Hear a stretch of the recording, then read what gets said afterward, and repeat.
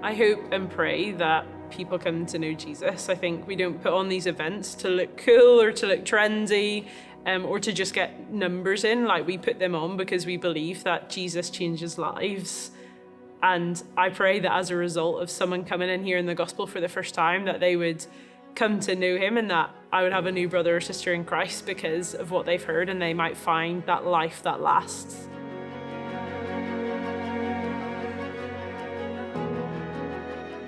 Jesus has destroyed death and has brought life and immortality to light through the gospel.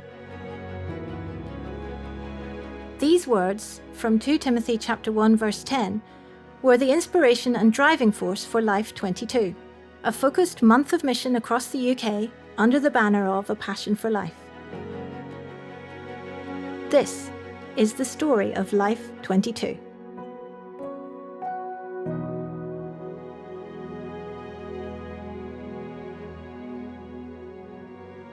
In March 2022, churches up and down the United Kingdom utilised training and resources from A Passion for Life and began a season of mission proclaiming the gospel to people in our local communities. But what exactly is A Passion for Life? So A Passion for Life as an organisation really exists to support churches in their endeavours to bring the saving message of the Lord Jesus to the communities around them. And as we sort of revived the vision for Passion for Life, it became summed up under that sort of the tagline of a month of mission, a lifetime of evangelism. And to give that mission just the name life. So in one word, what's the message that we're offering, we're presenting to the communities around us? It's the message of life. So it became the Life Mission, Life 2022, being promoted by A Passion for Life. Central to the preparations for a month of mission was a suite of training resources to help everyday believers grow in confidence in making Jesus known.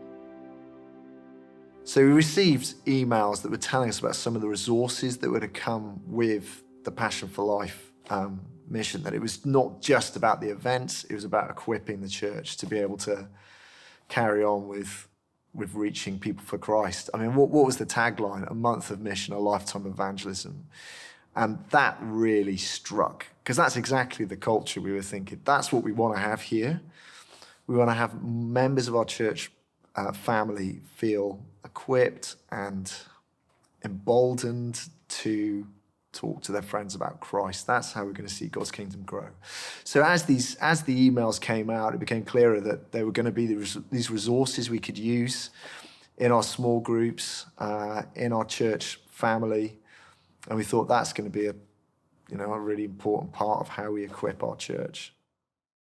We've had lots of very positive feedback. We've done lots of different things in our small groups at church. We often study the Bible passage we were studying on the Sunday. We sometimes use other off-the-shelf material. Sometimes that goes down well, the off-the-shelf material. Sometimes not quite. This was, I guess, off-the-shelf, but it really went down very well. The combination of the videos and the Bible study notes, downloadable, freely available, so generous of Passion for Life to make it so. Yeah, I don't know anyone who took part in any of it who didn't really enjoy all of it. I think I found the videos helpful, especially the initial videos thinking about what is evangelism and how we do it. And there was one in particular I found helpful about being a Christian in the workplace and how we share Jesus there. And I think being a newly qualified in a workplace, it was helpful to think about how I can be a witness for Jesus, despite maybe being on the younger side of my colleagues. It was really encouraging to look at that with my small group. It was exciting to see what issues they were covering. There was a breadth there, and there was a breadth for Christians at different stages in their understanding. I mean, like, from what I remember as well, is they were kind of recommending, if you're this side, you can either mix and match, but if you're thinking, this is where we're strong, we're weak relationally, we're great on the Bible, or maybe we just need to strengthen people's foundations on the understanding of the gospel, they catered into all those different issues. So basically there was a plethora of brilliant resources. I was thinking, okay, almost, I was like a kid in a sweet shop thinking, I want all my church to have all of these, but we need to pick some out and use them to be able to help them grow. With churches up and down the country prepped and ready, Life 22 was about to get underway. In Cardiff, Highfields Church were getting ready to put on a week of events.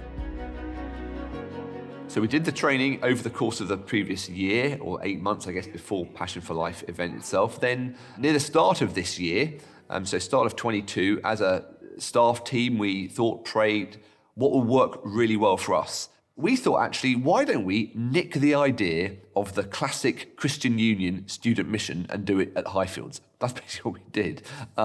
They have a week of intensive mission, lots of training, and then a big week. And so that was our plan. We had 2 weekends from the 27th of March to the 3rd of April, and we had evangelistic events on the Sundays, either side of that, and all the days in all days of the week in between. So that was the plan. That was planned at the start of the year. We communicated that to the church and then began our process of empowering people to get involved in that. Yeah, so as a student team, we got together to think through what kind of event could we put on, because we usually have our student Bible study on a Tuesday night. So that's how we got tasked with thinking of something for that. And the students had just come 3 weeks before from doing their mission week at the uni in Cardiff. So we were thinking, what could we do that they would be excited to invite their friends to, as well as the rest of the church family? And we thought, well, people love food. Tapas is very in at the moment. And jazz is classy, and you can link the two to make a really classy, fun evening for people to come to. And we thought, instead of doing an evangelistic talk, it would be nice for people to just share their stories of how their life has been changed by Jesus. So it was really nice to have 3 of our church members tell their testimonies for people to hear how Jesus has changed their life.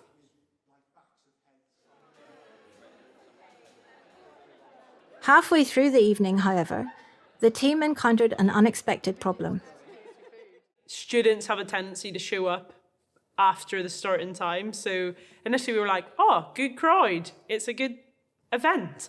And there's a good number of people here. And then a flurry of students arrived. So we're grabbing some tapas and we're listening to some jazz. So yeah, people are arriving and filling up. It's filling up fast. We're getting some more tables and chairs in because we've run out of them. So we're getting some more seats set up for people to come in.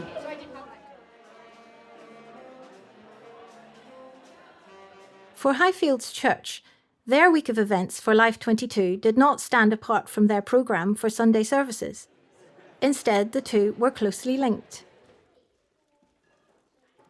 So we are now at the end of our week of events. So we've had lots of things going on, lots of people coming into church. So we've had like the craft night and then tapas and tunes. Then we had some kids things on Wednesday and Friday, and we had the quiz night on Thursday, which I was at. My team did not win. But this morning we had some baptisms. So we had some people share their stories of how they came to know Jesus and got baptised. And this evening we have our last event, which is Life in a Hopeless World, and we have an ex-mafia doing an interview with one of our pastors here, and then we'll have a short talk and the time for some questions. So yeah, we're just getting ready to start this evening off and finish off the week.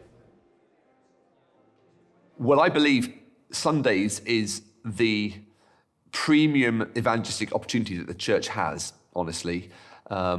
It's the time when the people of God gather to hear his word, to sing his praises, to share life together as a community of people. And so whether or not we're talking Passion for Life, I think generally I would encourage churches to see Sundays is a fantastic evangelistic opportunity. We put on 4 different events, morning, evening. The mornings were more evangelistic expositions. The evenings were a bit more Q&A, interview-based with a bit of an apologetics-y kind of message. Gospel in both, but the mornings were more of a Bible talk, evenings more of a dialogue Q&A. So the mornings we had our standard worship bands and songs which everyone was singing. In the evening it was music that people sat and listened to. We served refreshments and tea and coffee, cakes, etc. And it was, I think the themes we talked about, life in an anxious world, life in a hopeless world, life in a confusing world, life in a broken world, kind of topics. And the life that Jesus brings into the messy world that we're in was the theme. And that's why it's important that we have a relation with God, but also to call other people, especially those whom we love. And that's why I'm doing what I'm doing. That's why I like to go and to tell people how Jesus changed my life and how he is the only hope for this world and for us.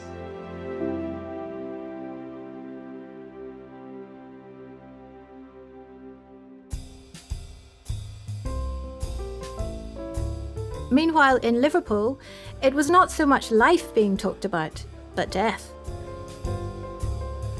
At St. Philemon's Church in Toxteth, guests at a murder mystery night were being invited to solve the mystery of Viscount Shrewsbury's untimely demise.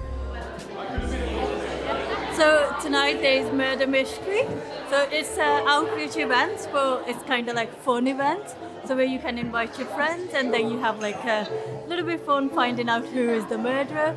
But also there's going to be like a Christian talk, which is like, how not to death win. So yeah, it's going to be like fun night.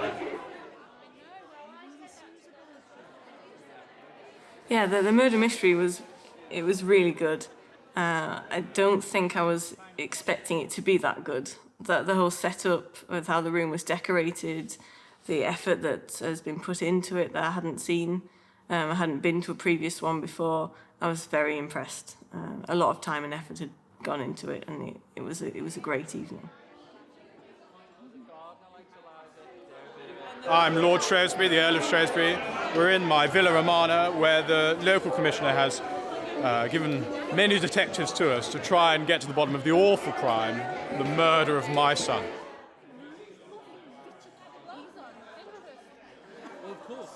The atmosphere on the evening was it was wonderful. And the people there were made up of partly church people, but there was a lot of non-church people. There were so many people I didn't know. So it was a really nice mix. And it flowed really well. It was a lovely, warm, friendly atmosphere throughout the night. At the murder mystery, I didn't sit on a table with any of my friends. Here's what happened. So something like 20 of them came and they sat on various tables. But then I saw that an entire table had come of people who'd just got a flyer through their letterbox and they'd seen it and thought that would be nice, which was doubly lovely because it was a chap who can't speak English who'd put them through the letterbox. And he loves Jesus. He's become a Christian quite recently and really wanted to help. But all the events were in English, so he couldn't invite his friends and he didn't quite know what to do. So he put them through letterboxes and English speakers came along, unbelievers. It was a joy. But that meant that they didn't know any believers. So I sat on a table with that group and just thought the rest of the church family will hang out with my mates. And it was fantastic. I kept looking over at the other tables of my mates, laughing away with Tom, laughing away with Emma or whatever. And it really felt like we're a lifeboat crew together. People are being saved, but we need all of us making this work. As well as being an enjoyable night trying to solve the mysterious murder, the central point of the evening was a talk exploring the realities of life and death and how we all face the problem of death's sting. The talk on the murder mystery evening was very good. It was about death and Jesus taking away the sting of death. And it was very powerful but very sensitively done. The way it was led through from personal experiences and really connecting with everyone's experience of loved ones dying and knowing what the future is in that and where people are going, where we're going. Yeah, it was really good. Very hard-hitting, though, as well. You could not walk away from the talk without knowing that you have to make a decision about Jesus and where you stand with him. I personally really enjoyed it because we won on that night.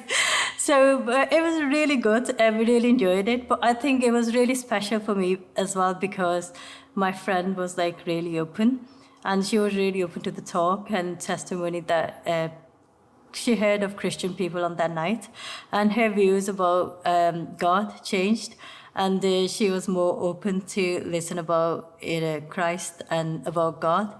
And I'm really confident, like if I invite her to another event or something, she will be more likely to come. So I think that was like a double win for us.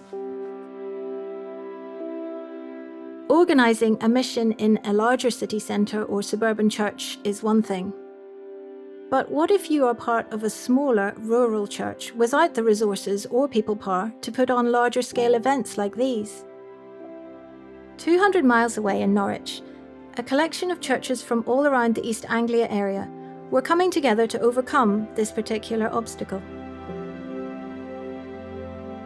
So a few years ago, a few like-minded churches in Norfolk, the church leaders got together and talked about how we might be able to partner together to do some things better than we could do if we were alone. So we're a mixture of churches, some quite large, I guess 200 to 300 people, some more on the kind of 40 people. And we're thinking, how can we encourage our church families and help them in their discipleship? And that has been a partnership that has grown over the last few years, and in fact it's now just become Norfolk Gospel Partnership in the last few months. We went about doing Life 22 in partnership with others through relationships and a lot of talking and a lot of engaging with each other and thinking, okay, what will serve us? What might help serve you in your church? What might help serve you in your area? And so for us, that it looked like us saying, okay, so this event we're thinking of, why don't you as a church take that? So out in Broad Grace, who are out in the Norfolk Broads, beautiful, their church meets in a coffee shop, building they own. And so we did a cream tea with them, much easier for them to put on. It tied in with some of the mums and toddler group that they run. And also there was a bunch of people from here and other churches who took their friends out for a nice cream tea on the Broads. So if you like, they had skills and gifts and opportunities that we as a central church don't have, that served the gospel, it served them, and it served us. And I think, it came from friendship, it came from conversation, it came from willingness for not one church to say, no, this is all us. We want to grab hold of this and we want everything to be here. I think there was a generosity with the speakers and with trying to work together to make this work so that as many churches were blessed. So this is 30 minutes away from Norwich, where most of our events were going on. And obviously quite a few of the rural areas, there's a travel into the city. So we got Nate Morganlock to come and do a week of events here in Norfolk. And we wanted to get him out into the countryside a bit. But the real highlight was what we called Life in Film, which was when Nate came along and we had an evening with Nate and he spoke about some of his film work. And it just brought a different dimension of what's going on in the Christian world in a relevant and contemporary and a really fresh fashion. So the folks that we could invite along from our little rural events came into the city, big event, and got a really, really powerful, impactful gospel evening with Nate. So the Life in Film night was a really fun night. Nate, who came and spoke at it, knew stuff about film that most of us didn't know about. So he had some really good stuff to say that was interesting and engaging.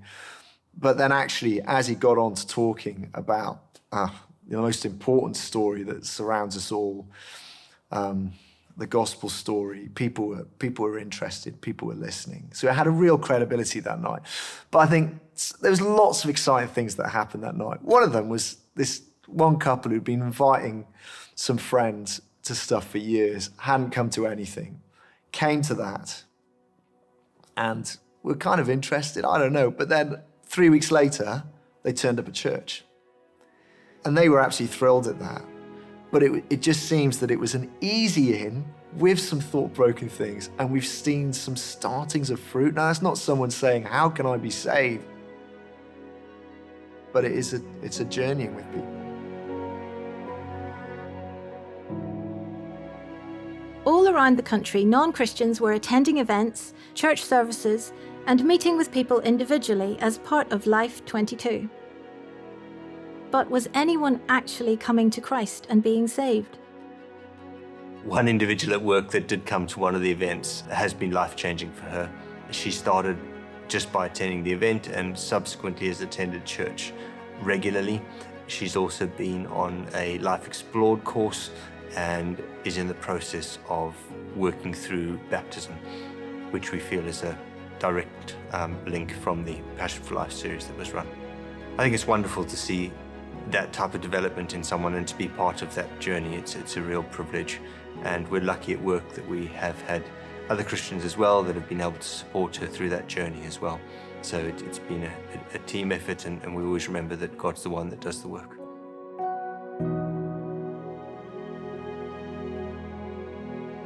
Life 22 was a great opportunity for a month of mission by local churches up and down the UK.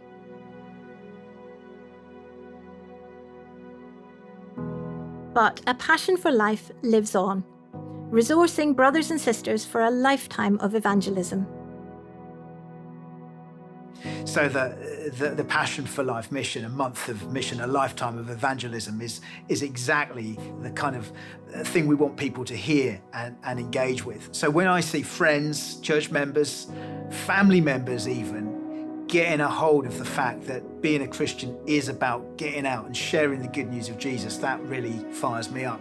So I think of one family member, for example, that came across an unbeliever, became friends with this unbeliever, and built the courage up to say to this unbelieving friend, would you simply walk through John's Gospel with me? Can I show you what John's Gospel is all about? And I think to their surprise, that friend said, yes, let's do that.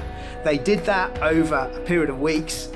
At the end of that session, that time that they were having together, that unbelieving friend became a Christian. Weeks later, they were baptized, and they're now fully involved in their own local church. They themselves growing in their faith and growing in their confidence to do a lifetime of evangelism.